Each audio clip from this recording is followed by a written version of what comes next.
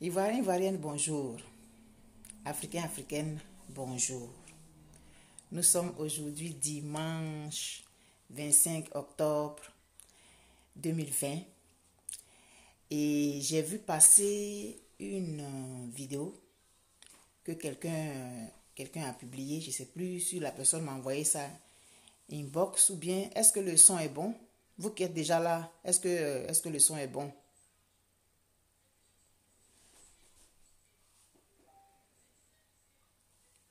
Bonjour, bonjour à vous qui êtes déjà connectés. Est-ce que le son est bon? Oui, Innocent, dis-moi si le son est bon. Bonjour d'abord.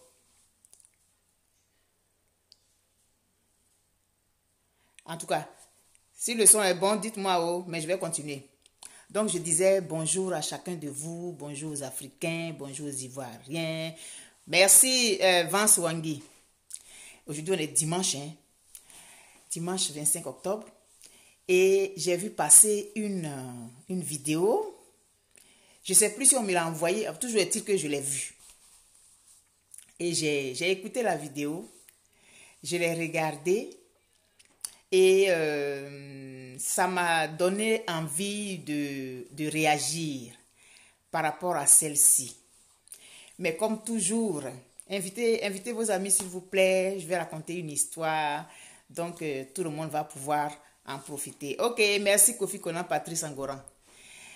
Et donc, tout le monde me dit que le son est bon, donc c'est correct, on peut y aller. Invitez vos amis, ils vont profiter parce qu'il y a un conte que je vais vous raconter. Comme toujours, avant d'aller dans le vif de mon sujet. Il y a donc de cela très longtemps, un prince qui était arrivé en âge de se marier. Il était prince depuis combien de générations? Depuis son arrière grand-père. Donc, de génération en génération, il se succédait jusqu'à ce qu'il arrivé à son tour. Et son père a dit, il faut que tu te maries à une vraie princesse. Donc, la femme a dit, ah, mais une princesse, c'est une princesse. On n'a qu'à voir toutes les princesses qui sont dans la région. Et puis, non, son père a dit, non. Non, nous, on ne se mélange pas. Depuis que on a commencé, ils ont commencé on a commencé à nous multiplier et puis à transmettre le pouvoir, ça a toujours été une vraie princesse. Aujourd'hui, là, tout le monde se lève, tout le monde est prince, tout le monde est princesse. Il suffit de construire un palais et puis on devient une princesse. Donc, moi, je veux que tu te maries à une vraie princesse. Mais là, comment on va faire pour savoir? Parce que tu vois un gros palais là-bas, tu vois quelqu'un qui a des serviteurs, qui a une couronne, tout ça là. Comment on va faire pour savoir? Le père a dit, je ne sais pas, mais toujours est-il que moi, je voudrais que tu te maries à une vraie princesse, une princesse de lignée, une princesse qui est devenue princesse parce que ses ancêtres étaient des rois. C'est ça. Mais quand même, on va lancer l'information que tu es prêt à te marier et puis les gens vont, les princes et les princesses vont venir, les rois vont envoyer leurs filles. Donc ils ont lancé la nouvelle dans tous les royaumes qui étaient aux alentours, mais loin même. Et on a dit, bon, il faut que le roi les reçoive et tout. Donc on a prêté tout, on a prêté les chambres, on a prêté, donc il y a vu beaucoup. D'abord même, ils ont fait quand même le tour de tous les royaumes là. Tu vois les royaumes là, mais il y a des maisons là même là. Et tu ne sais même pas où tu vas mettre ton pied, tellement c'est propre. De l'or sur les portes, les cuillères sont en or. Ils ont fait le tour de plusieurs royaumes. Hein? Royaume n'est pas royaume des... Il y en a là, les serviteurs là, ils sont à chaque 5 mètres. Quand il dit j'ai soif net, voilà de l'eau. Vraiment, des rois et des reines, des royaumes aussi, classe comme ça. Mais tout ça là, ça n'a pas ému le roi. Le roi dit, moi je viens de trouver une idée. Il a réfléchi un peu, il allait voir sa maman, sa vieille grand-mère qui était retraitée à la limite là. Et puis il lui a expliqué. Elle dit oui, effectivement, il faut que ce soit une vraie princesse. Je suis d'accord avec toi, mon fils. Il faut une vraie princesse. Mais je sais comment faire je sais comment les départager. Donc, ne t'inquiète pas. Alors, la maman du roi, c'est-à-dire la grand-mère du prince, elle a donné une idée à son fils. Elle a dit, vous allez fonctionner comme ça. Mais quand même, ça ne vous empêche pas de faire quand même le tour de tous les royaumes. Donc, ils ont fait le tour de tous les royaumes. C'est-à-dire que tous les royaumes qui ont envoyé une information pour dire qu'ils ont une fille qui est aussi en âge de se marier là. Ils ont fait le tour de tous ces royaumes-là. Donc, le roi a eu le temps de voir d'où allait venir sa belle-fille. Et il est revenu, il a fait le compte rendu à sa maman. Il dit, ah, je suis allé dans tel royaume, voilà ce que j'ai vu, voilà ce que j'ai vu. Je suis allé dans tel royaume, c'était beau. Je suis allé dans tel royaume, c'était ceci, cela. La maman dit, il n'y a pas de problème. Fais ce que je t'ai dit là. Donc peut-être 2 ou 3 semaines plus tard, toutes les princesses qui étaient en âge de se marier ont été reçues dans le royaume. On a prêté les chambres pour elles. Il dit, quand les princesses là venaient là, faut voir les robes. Ça traîne jusqu'à ça arrive là-bas. Faut voir les diamants dans les cheveux. Ça brille, même le soleil même est jaloux. Faut voir les démarches. Miss Monde même, elle va être jalouse. Les princesses, les carrosses. Avant là, c'était dans les carrosses qu'on se déplaçait là. Il y en a là même, leurs chevaux là étaient habillés même aux couleurs du royaume. Les armoiries. Il y en a là, quand elles venaient là, il y avait les gardes qui ouvraient. Et puis, on les soulevait pour les mettre dans le... Non, c'était chaud. Donc, le prince, il regardait comme ça. Il regardait. Les filles étaient aussi belles les unes que les autres. Aussi bien habillées les unes que les autres. Vraiment, c'est bon comme ça. C'est trop long ce que j'ai dit. Toutes les princesses sont arrivées. Et on les a mises chacune dans une chambre. Et le prince, tout le monde savait, chacune savait qu'elle devait jouer tout son va-tout pour être retenue. Donc, chacune s'est lavée parce que dans chaque chambre des princesses, il y avait douche, tout et tout. Chacune s'est lavée. Il faut voir maintenant les sapes.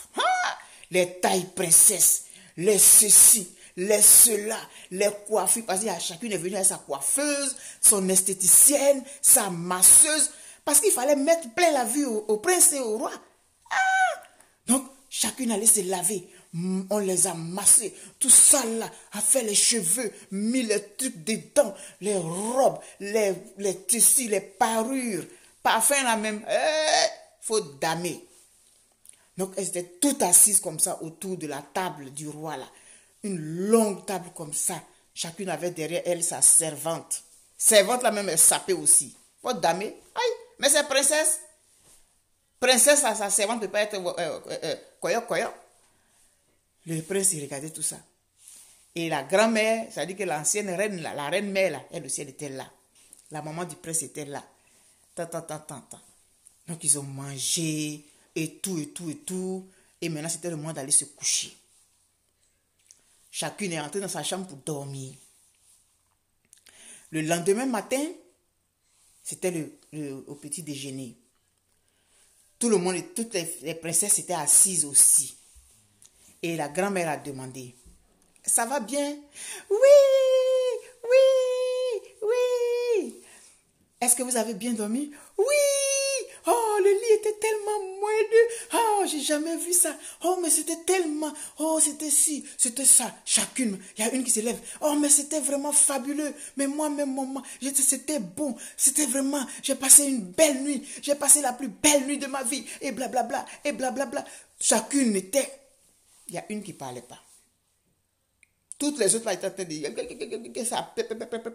Ça piaillait. Chacune décrivait sa chambre. Ouais, moi-même, dans ma chambre, là, j'ai ça. Ce que j'ai vu ici, là, j'ai ça dans ma chambre aussi. Moi-même, dans ma chambre, là, il y a ça, là. Le dredon, là. C'est-à-dire que c'est comme met sur le lit, là. Moi-même, j'en ai aussi. Mon père m'a acheté pour moi, j'ai le rouge. L'autre dit, moi-même, là, le rideau, là, qui était autour, là. Moi-même, j'ai le vert. L'autre dit, moi-même, le décor qui est dans le plafond, là. Moi aussi, même, mon père a ça. Mon père m'a fait ça dans ma chambre. Donc, elles se parlaient chacune. Chacune voulait faire encaisser l'autre. Il y a une qui ne parlait pas. Tu vois sa figure là, on dirait qu'elle n'a pas dormi. Ça veut dire quand quelqu'un n'a pas dormi là, on voit bien si sa figure qui n'a pas dormi. Ses yeux sont gonflés, ses yeux sont rouges. Elle a la main comme ça. Donc le roi ne comprenait pas. Mais la grand-mère, elle avait compris. Pourquoi cette fille-là avait l'air d'être la plus malheureuse.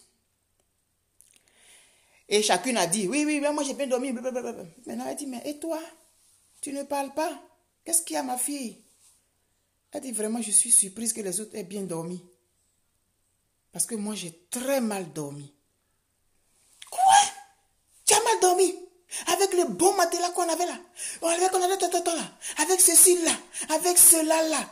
Toi, tu as mal dormi. Mais nous, on a bien dormi. Moi, j'ai bien dormi. En tout cas, moi, j'ai bien dormi. Comment tu n'as pas bien dormi? Ça, c'est n'importe quoi. Ça, là, c'est sûr que tu vas être une ingrate. C'est pas la peine de l'apprendre. Comment elle a mal dormi? Avec tout ce qu'on a mis à notre disposition. Tu as mal dormi? Mais c'est pas possible. Non. Et puis maintenant, tout le monde, toutes les filles étaient sur elle. Tu as fait, c'est pas vrai. Tu n'as pas mal dormi. Et puis ceci, cela. Et puis blablabla. Et puis blablabla. La fille ne parlait pas toujours. La grand-mère dit, taisez-vous. Ce n'est pas à vous que j'ai posé la question. Et ce n'est pas vous qui avez reçu qui que ce soit ici. Donc vous me laissez, je vais m'entretenir avec elle. Dis-moi pourquoi tu n'as pas bien dormi. Et je ne veux pas entendre un seul commentaire. Vous vous taisez. Silence. La grand-mère demande à la jeune fille, tu dis que tu as mal dormi. Tu peux nous dire pourquoi tu as mal dormi? Elle dit, vraiment, je n'ai jamais aussi mal dormi de toute ma vie. C'est la première fois que je dors sur un lit qui me fait aussi mal. La grand-mère a dit, mais attends, on a superposé plusieurs matelas. J'ai fait acheter les matelas les plus doux. J'ai fait acheter les matelas les plus, comme on appelle, les plus soft, en plumes de canard et tout. Comment toi tu trouves que tu as mal dormi? Elle dit, vraiment, Votre Majesté, je ne sais pas pourquoi, mais j'ai mal dormi. J'ai l'impression que j'étais couché sur un morceau de caillou. Ou en tout cas, il y avait quelque chose dans l'un des matelas. Vous avez, je ne vais pas vous insulter. Hein. Peut-être que vous avez acheté la bonne qualité et tout. Mais je ne sais pas, peut-être que c'est sur le sommier. Mais j'ai l'impression qu'il y avait un caillou dans un des matelas. Parce que ça m'a fait mal. Donc ça fait que j'ai mal dormi. Mal dormi. Et la reine qui dit à son fils, mon fils, voilà ta belle-fille. Tout le monde ne comprend pas. Même le roi, même lui-même, il ne comprend pas. Et les autres là, mais pourquoi? C'est un scandale. C'est ça. Et puis chacune se lève et s'en va. Chacune se lève avec des froufrous de reines, de robes, et puis de quoi, de traînes, de diamants et tout ça là. Ça se suit, elles sont parties. Et celle qui a dit qu'elle a mal dormi là, elle est restée avec le roi. Et la grand-mère maintenant qui dit, j'ai mis un poids. C'est-à-dire qu'un truc comme tchongon là. Je vais dire tchongon. J'ai mis un tchongon entre les matelas. Dans toutes les chambres. Et on a superposé des matelas. Pour que ça soit vraiment mou. Mais le test, c'était de savoir quelle est celle qui allait se rendre compte que sous les matelas là, il y avait un tchongon. Elle a été la seule à se rendre compte qu'il y avait un tchongon dedans. Ce qui veut dire que c'est une vraie princesse. Parce que sa peau est tellement délicate. Elle a tellement passé sa vie à dormir dans la ouate. C'est-à-dire que dans tout ce qui est doux, son corps s'est donc rendu compte qu'il y avait un petit tchongon sec sous les matelas. Voilà pourquoi je dis que c'est elle la vraie princesse. Toutes les autres là, ce sont des arrivistes. Des filles dont les parents avaient l'argent, qui ont construit des palais. Mais ça ne fait pas d'elle de vraie princesse. Une vraie princesse, elle est née d'un roi et d'une reine, qui sont eux-mêmes nés de rois et de reines, qui sont eux aussi nés de rois et de reines. Vous comprenez? Mais toutes ces filles-là, qui sont venues s'agiter ici, partout, là, ce ne sont pas de vraies reines, ce ne sont pas de vraies princesses. J'ai fini mon histoire. Maintenant, je vais l'appliquer à ce qui se passe actuellement en Côte d'Ivoire. J'ai vu donc une vidéo où il y a un monsieur du nom de Adama Bictogo, qui fait beaucoup de bruit en Côte d'Ivoire comme un tonneau vide, qui a fait sa harangue habituelle et il s'en est pris à, j'ai noté les noms pour ne pas oublier, à M. Gakou Gikawe, à M. Assoa Adou, M. Georges Amanwenye, à Mme Gbagbo, à M. Bamba Morifere, à Mme Daniel Claveri Boni, à M. Mabri Touakes, à Soro Guillaume et au président Bédier. Il s'est attaqué à eux dans sa harangue. Je ne vais pas vous répéter les mots qu'il a employés parce que c'est tellement d'un bas niveau que je ne vais pas salir ma bouche. Monsieur Adama Bictogo, vous savez pourquoi j'ai fait ce compte? Parce que vous êtes un arriviste. Ce n'est pas parce que vous avez un compte en banque plein que vous allez vous prendre pour un prince. Vous n'êtes pas un prince, monsieur Adama Bictogo. Vous êtes un arriviste, un va-nu-pied.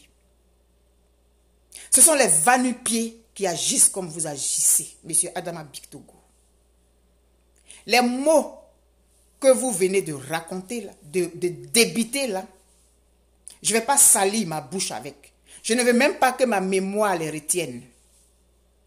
Parce que le niveau duquel vous sortez là est tellement en dessous de je ne sais quoi qu'on ne vous voit même pas.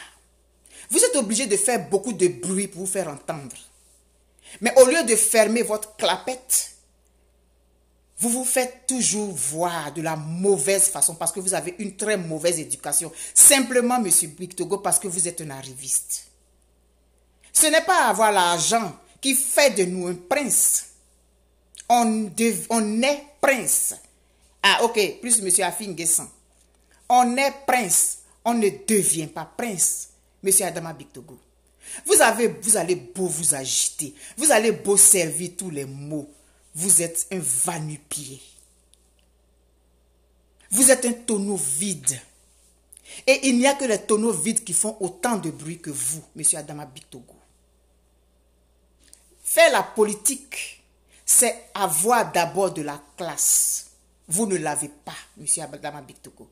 Parce que vous pensez que se mettre devant des gens qui crient et qui ne comprennent même pas de quoi on parle, c'est ça qui fait de vous un homme politique. Non. Vous êtes un griot, monsieur Adama Bictogo. Et un griot, je ne peux même pas vous appeler un griot même. Parce qu'un griot, c'est quelqu'un qui a la généalogie de griot. On ne devient pas griot, on est griot. Comme on ne devient pas prince, on est prince. C'est-à-dire N-A-I, accent circonflexe, T. Donc c'est à vous que j'envoie ce message à M. Adama Bictogo. Un va-nu-pied de votre espèce. Vous osez vous en prendre à des gens de qui vous ne pouvez même pas vous comparer. Simplement parce que vous avez la possibilité d'avoir un micro et de gueuler, d'amuser la galerie, d'amuser ceux qui ne savent même pas de quoi vous parlez puis qui rient à gauche déployée, comme si on était dans un moulin avant ou dans un marché d'igname. C'est ça qui est bien pour vous, monsieur Adama Bictogo. C'est ça qui vous ressemble, ce genre de comportement, simplement parce que vous n'avez rien à l'intérieur de vous. Vous êtes vide. Et les gens qui sont assis là-bas, là, qui sont en arrière de vous et puis qui rient, qui ne savent même pas la gravité dans ce que la gravité dans laquelle ils sont, ils vous applaudissent. Parce que c'est vous le meilleur. Dans votre conglomérat là, c'est vous le meilleur, monsieur Adama Bictogo. C'est vous le meilleur, mais ça fait pitié. Et la Côte d'Ivoire est tombée aussi bas. Pour avoir des saltimbanques comme vous, être des porte-parole de partis politiques, un conglomérat, je dirais. Vous ressemblez à ces filles-là dans le conte, là, qui se croyaient des princesses parce qu'elles sont nées dans un palais. Mais un palais, on peut le construire. Être prince, ça coule dans les veines. Être prince, ça coule dans les veines, monsieur Adama Bictogo. Donc la classe, quand on a la classe, on la transmet partout. Quand une personne a de la classe, ça se voit d'abord dans son habillement, ça se voit dans sa façon de se tenir, ça se voit dans sa façon de parler, ça se voit dans sa façon de s'adresser même à son pire adversaire. Mais vous, M. Adama Bictogo, vous ne valez même pas un clou. Vous ouvrez votre clapette là, puis vous gueulez partout là. Vous ne valez même pas un clou. Ceux qui vous suivent et qui vous applaudissent là, c'est même pas la peine. On dit au royaume des aveugles, le borgne est roi. Mais vous n'êtes même pas borgne. Vous n'êtes même pas borgne. Monsieur Adama Bictogo. Redescendez un peu de votre piédestal. Vous avez compris? Et essayez de vous mesurer à ceux à qui vous arrivez au niveau de la cheville. Là. Essayez de vous mesurer à eux. Parce que ceux dont vous avez cité les noms là, c'est en dessous de leur talon là que vous vous trouvez. Au 15e sous-sol de leur talon que vous vous trouvez. Monsieur Adama Bictogo. Redescendez un peu de votre piédestal. Vous en faites un peu trop. Vous en faites un peu trop. Vous avez besoin qu'on vous remette à votre place. Et votre place, c'est dans les porcheries. Parce que vous vous comportez comme un porc, M. Adama Bictogo. Gueulez, gueulez, gueulez, tout le temps gueulez. Montrez votre absence d'éducation. Ou alors l'approximative que vous avez reçue. Je n'insulte pas vos parents. Essayez d'aller apprendre un peu comment se tenir. Parce que les règles de la bienséance, on les apprend. Parce que vous, là, vous êtes sortis du néant. Comme ces princesses dans le conte. Qui se prenaient pour des princesses parce que elles ont des robes qui traînent, elles ont des diamants dans les cheveux. Mais elles n'étaient pas des princesses. Et c'est à ça que vous ressemblez, M. Adama Bictogo. Mais vous allez redescendre sur terre très vite.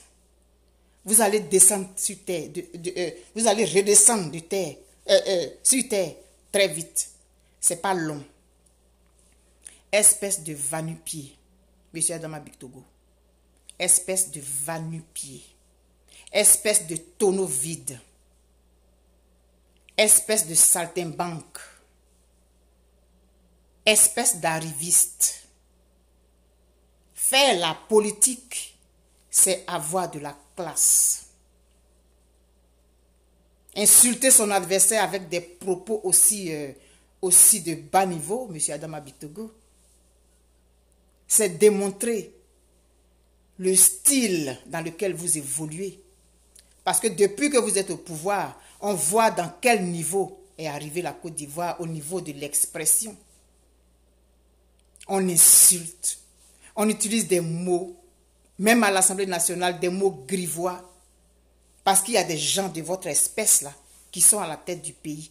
Et malheureusement, ça déteint sur la jeune génération. Mais c'est Javel, on va prendre pour laver la Côte d'Ivoire là. C'est Javel, on va prendre pour laver la Côte d'Ivoire là. Parce qu'après votre départ, là, il faut que ce pays-là revienne ce qu'il était. Vous n'avez pas de classe, M. Adama Bictogo. Vous êtes un sans classe. Un sans classe. Alors, avoir le micro dans la main, ça doit vous donner une certaine façon de vous tenir. Mais comme vous ne l'avez pas, malgré votre gros postérieur, votre cerveau, il n'est pas proportionnel à votre postérieur. Il va falloir y réfléchir. Le cerveau, on le muscle. Est-ce que vous avez compris? Le cerveau, c'est comme un muscle. Plus on l'utilise de la bonne façon, plus il s'affermit. Est-ce que vous avez compris? Vous avez compris, M. Bictogo? Le volume de votre postérieur n'a rien à voir avec le volume de votre cerveau. Essayez de donner du volume à votre cerveau en étant un peu plus intellectuel. Malgré votre bac B que vous avez eu à Bouville, Et il semble que vous avez eu votre bac dans une université à Créteil. Moi, je ne sais pas c'est quel type de bac vous avez eu. Mais avec ce que je vois là, je ne sais pas ce que vous avez eu comme bac. Et j'en doute. Donnez la même présentation de votre postérieur à votre cerveau. Et arrêtez d'insulter des gens de qui vous ne pouvez même pas vous comparer. De qui vous ne pouvez même pas vous comparer, monsieur Adama Bictogo. On est classe. N-A-I, accent circonflexe T. On ne devient pas classe. Parce qu'on a beau être une princesse, si on n'est pas né d'un prince, si on n'a pas le sang noble dans les veines, on est capable d'aller dormir sur des matelas et puis ne même pas se rendre compte qu'il y avait un tchongon en dessous. C'était à vous ce message, monsieur Adama Bictogo. Mais je ne sais même pas si vous allez le comprendre, j'en doute. Alors vous pourrez embaucher un professeur de français parce que vous avez l'argent et il va vous faire la traduction de ce que je viens de dire. Parce que je suis sûr que votre cerveau ne sera même pas capable d'ingérer et d'analyser, puis de tirer l'essence du message que j'ai voulu vous donner. Si je m'adressais à votre postérieur, peut-être là vous alliez comprendre. Mais comme c'est au cerveau qu'on parle, c'est à la tête qu'on parle, je suis sûr que vous n'allez pas comprendre ça. Faites-vous traduire ce que j'ai dit. Bonne journée, monsieur Adama Bictogo.